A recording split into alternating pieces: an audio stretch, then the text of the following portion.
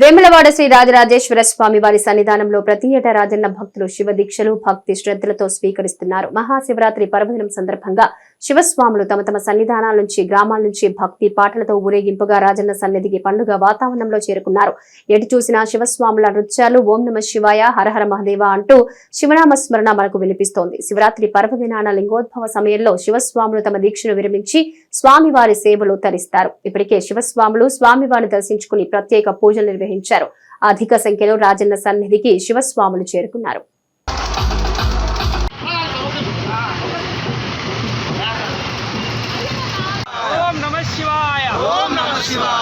ఈరోజు మహాశివరాత్రి పర్వదినాన్ని పురస్కరించుకొని వేములవాడలో ప్రతి సంవత్సరము శివస్వాములు దాదాపు ప్రతి సంవత్సరం పెరుగుతూనే ఉన్నారు.